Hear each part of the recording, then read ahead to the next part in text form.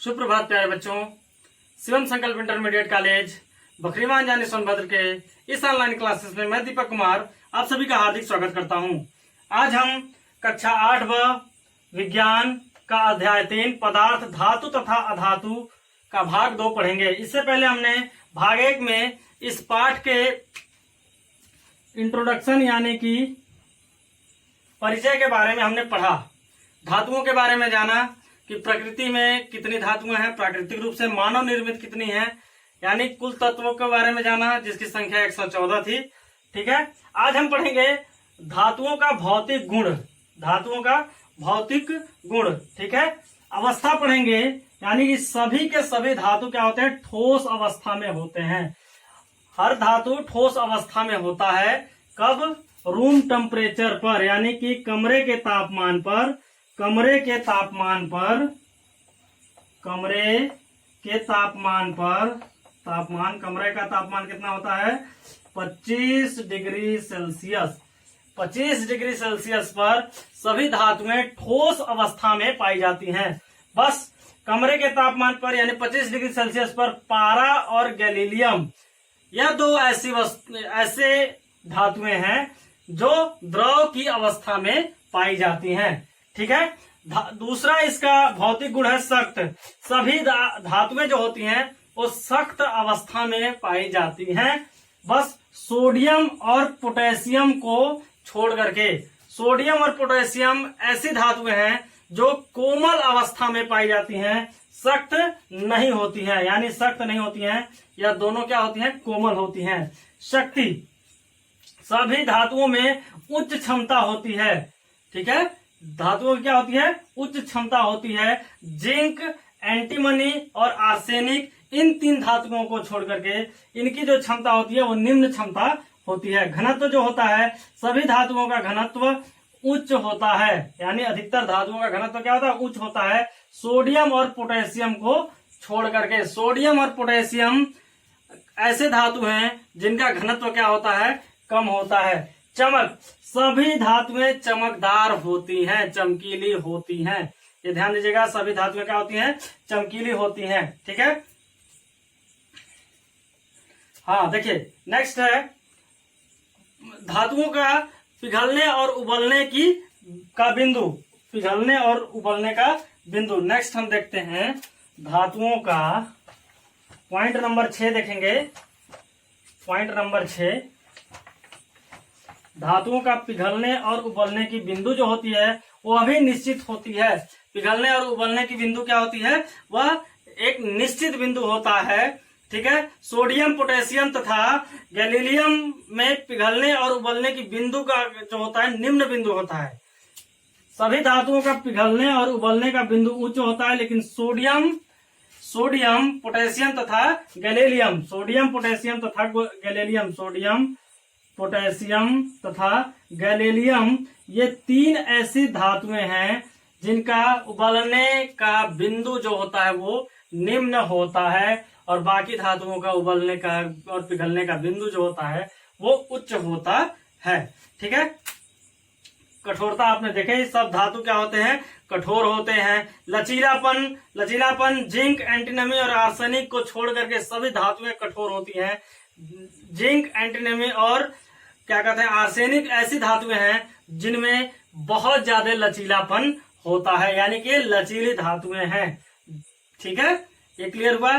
सुचालकता यानी कि ऊर्जा की ऊष्मा की सुचालकता, इलेक्ट्रिसिटी जिसमें जाती है। चांदी में सबसे ज्यादा विद्युत प्रवाह होता है। ध्यान दीजिएगा, विद्युत प्रवाह की बात करेंगे तो चांदी एक ऐसा धातु है जिसमें सबसे ज्यादा विद्युत प्रवाह होता है। इन्हें क्या कहते हैं? ऊष्मा का सुचालक कहते हैं। ठीक है, ये ऊष्मा का अच्छे सुचालक होते हैं, विद्युत ऊष्मा के अच्छे सुचालक होते हैं। लेकिन बिस्मथ और टंगस्टन ऐसे होते हैं जो ऊष्मा का कुचालक होते हैं। इनमें ऊष्मा एक स्थान से दूसरे स्थान तक प्रवाह नहीं होता है।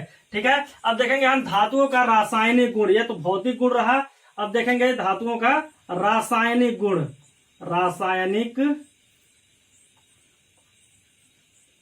धातुओं का रासायनिक गुण देखते हैं हम। धातुओं का रासायनिक धातुओं का रासायनिक गुण। ठीक है, धातुओं का रासायनिक गुण, धातुओं का रासायनिक गुण।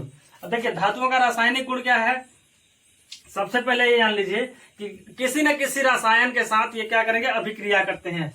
सबसे पहले अगर हम ऑक्सीजन के साथ अभिक्रिया देखेंगे, ऑक्सीजन के साथ, धातुओं का ऑक्सीजन के साथ अभिक्रिया, ऑक्सीजन के साथ अभिक्रिया, अभिक्रिया। ठीक है, यानी कि कोई भी धातु जो है ऑक्सीजन के साथ जब अभिक्रिया करता है तो ऑक्साइड बनाता है। ये ध्यान दीजिएगा। यानी मान लीजिए यहां पर धातु है, धातु यह किसके साथ अभिक्रिया किया, ऑक्सीजन के साथ। ऑक्सीजन का सूत्र होता है O2, O2 के साथ किया तो ये क्या बना लेगा, धातु ऑक्साइड बनाएगा। जिस धातु से करेगा उसी धातु का ऑक्साइड बनाएगा। धातु ऑक्साइड का निर्माण करता है, ऑक्साइड, धातु ऑक्साइड का निर्माण होता है। यानी धातु जो है ऑक्सीजन के साथ अगर रासायनिक अभिक्रिया करता है, रासायनिक गुण में हम पहला देखेंगे ऑक्सीजन के साथ अभिक्रिया। ऑक्सीजन के साथ अभिक्रिया, अगर धातु ऑक्सीजन के साथ अभिक्रिया करता है तो हमेशा धातु ऑक्साइड का निर्माण करता है। कोई भी जो धातु है अगर वो ऑक्सीजन के साथ अभिक्रिया करेगा तो वह धातु ऑक्साइड का निर्माण करता है। जैसे सोडियम, सोडियम एक धातु है, Na सोडियम है। ठीक है, सोडियम किसके साथ मिला, ऑक्सीजन के साथ अभिक्रिया किया। ऑक्सीजन के साथ अभिक्रिया करने के बाद यह सोडियम ऑक्साइड बना लेगा, Na2O, sodium oxide, Na2 sodium oxide यानी धातु ऑक्साइड। कौन सा धातु था, सोडियम। ऑक्सीजन के साथ अभिक्रिया किया तो क्या बना लिया, सोडियम ऑक्साइड बना लिया। इसी तरीके से अगर हम देखेंगे पोटेशियम के, ये भी ऑक्सीजन के साथ क्रिया किया, क्या बना लेगा, पोटेशियम ऑक्साइड बना लेगा, KO2 बना लेगा। ठीक है, क्या बना लेगा, KO2 बना लेगा, यानी कि पोटेशियम ऑक्साइड बना लेगा। तीसरा हम देखेंगे मैग्नीशियम, Mg+O2। मैग्नीशियम जो है ऑक्सीजन के साथ रासायनिक अभिक्रिया करता है, यानी अभिक्रिया ऑक्सीजन के साथ कराया गया तो क्या बना लेगा, मैग्नीशियम ऑक्साइड बना लेगा, 2MgO, मैग्नीशियम ऑक्साइड हो गया। ये क्लियर हुआ। अगर इसी तरीके से आयरन हुआ, आयरन ऑक्सीजन के साथ मिला, ठीक, तो आयरन ऑक्साइड बना लेगा, क्या बना लेगा, आयरन ऑक्साइड, Fe2O3 या फेरस ऑक्साइड इसे कहते हैं। ठीक है, कॉपर, कॉपर भी अगर ऑक्सीजन के साथ अभिक्रिया करता है तो क्या बना लेगा, कॉपर ऑक्साइड बना लेगा, 2CuO, यह हो जाएगा। इस तरीके से आपके बुक में अच्छे से दिया गया है। सभी बच्चे इसे अपने कॉपी में लिखेंगे जिस तरीके से हमने लिखवाया है, सबका नाम लिखेंगे। यहाँ सोडियम जैसे मैंने पूरा नाम नहीं लिखा है, सिर्फ संकेत से काम चलाया है, तो आप सभी क्या करेंगे, इसके नीचे नाम भी लिखेंगे। जिस तरीके से बुक में अभिक्रिया दिया गया है आप उन्हीं अभिक्रियाओं को अच्छे से साफ साफ शुद्ध तरीके से लिखेंगे। ठीक है, पहला हमने रासायनिक गुण देखा ऑक्सीजन के साथ अभिक्रिया। जब ऑक्सीजन के साथ अभिक्रिया हमने देखा तो धातु अगर ऑक्सीजन के साथ अभिक्रिया करता है तो धातु ऑक्साइड का निर्माण करता है। दूसरा हम देखेंगे जल के साथ अभिक्रिया, धातु का जो होता है जल के साथ अभिक्रिया करने पर क्या बनता है। ठीक है, कोई भी धातु है अगर जल के साथ अभिक्रिया करता है तो किसका निर्माण करता है। ठीक है, जल के साथ अभिक्रिया, जल के साथ अभिक्रिया। अब देखिए जल के साथ अगर अभिक्रिया होगा तो कोई भी धातु अगर जल से अभिक्रिया करता है, धातु किससे अभिक्रिया करेगा, जल से, जल से अभिक्रिया करेगा तो हाइड्रो ऑक्साइड का निर्माण करता है, हाइड्रो ऑक्साइड का निर्माण करता है, हाइड्रो ऑक्साइड, हाइड्रो ऑक्साइड का निर्माण करता है। ठीक है, धातु अगर जल के साथ क्रिया करेगा तो हाइड्रोक्साइड का निर्माण करता है। जैसे सोडियम धातु हमने देखा Na+, जल का सूत्र क्या है, H2O।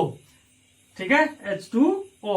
अब ये क्या बना लेगा, सोडियम हाइड्रोक्साइड, हाइड्रोक्साइड तथा हाइड्रोजन बनाता है, ये ध्यान दीजिएगा, हाइड्रोजन भी बनाता है, हाइड्रोजन, हाइड्रोक्साइड तथा हाइड्रोजन गैस का निर्माण करता है। ठीक है, धातु अगर जल से अभिक्रिया करेगा तो हाइड्रोक्साइड तथा हाइड्रोजन गैस का निर्माण करेगा। अब ये क्या बना लेगा, sodium hydroxide NaOH plus hydrogen क्या है, H2 है। ठीक है, उसी तरीके से अगर यहाँ पर पोटेशियम हो गया तो K प्लस H2O, KOH यानी potassium hydroxide plus hydrogen gas. Clear हुआ। तीसरा हम देख सकते हैं कॉपर के साथ, तो Cu प्लस H2O यानी कि जल, कॉपर के साथ अगर जल अभिक्रिया करता है तो क्या बना लेगा, कॉपर ऑक्साइड बना लेगा। ठीक है, Cu कैल्शियम है, कैल्शियम के साथ अगर जल का करते हैं तब क्या बना लेगा, कैल्शियम ऑक्साइड बना लेगा, CaOH का होल ट्वाइस कैल्शियम ऑक्साइड या कैल्शियम हाइड्रोक्साइड बना लिया और क्या निकल गया, हाइड्रोजन गैस। ठीक है, यह निर्माण हुआ। धातु प्लस जल को हाइड्रोक्साइड तथा हाइड्रोजन गैस का निर्माण करता है। ये हो गया मैग्नीशियम प्लस जल, तब क्या बनाएगा, मैग्नीशियम हाइड्रोक्साइड बनाएगा तथा हाइड्रोजन गैस बनाएगा। क्लियर।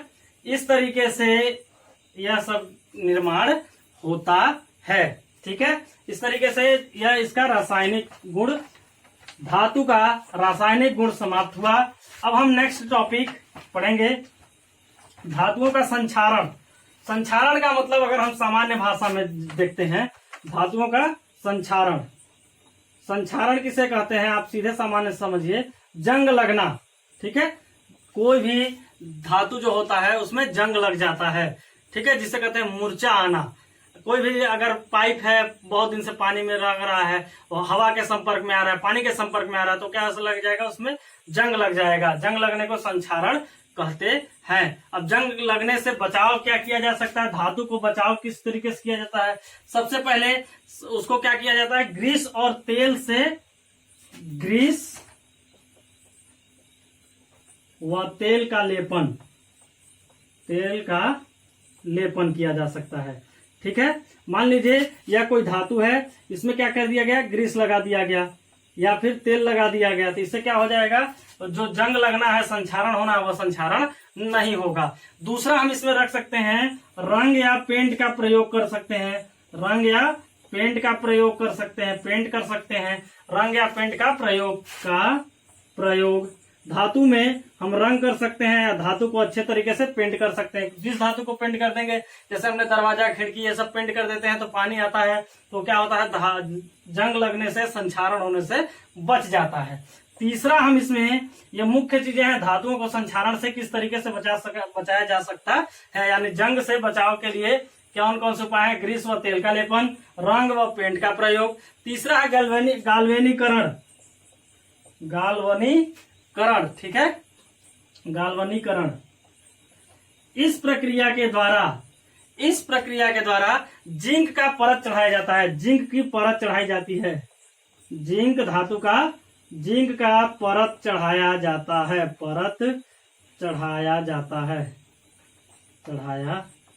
जाता है।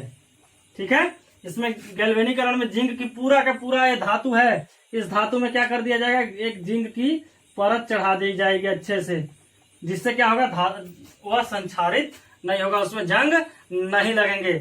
तीसरा विद्युतीकरण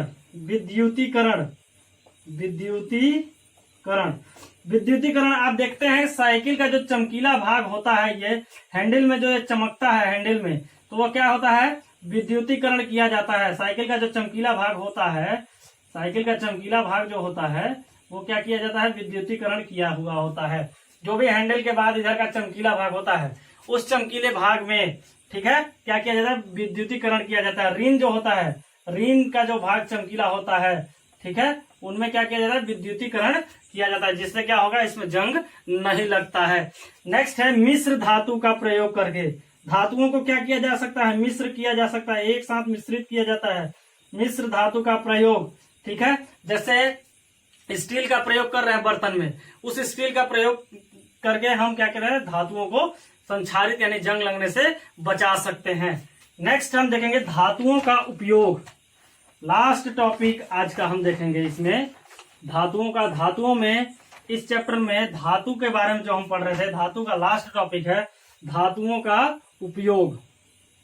धातुओं का उपयोग हम कहाँ कहाँ कर सकते हैं, किस किस रूप में धातु का प्रयोग किया जा सकता है। सबसे पहले बात कि जो आयरन होता है, आयरन Fe, आयरन जो होता है वो हेमोग्लोबिन का मुख्य स्रोत है। हमारे जो रक्त में हेमोग्लोबिन पाया जाता है, उस हेमोग्लोबिन का में आयरन जो है यानी रक्त का मुख्य तत्व के रूप में कौन सा धातु कार्य करता है, आयरन करता है। ठीक है।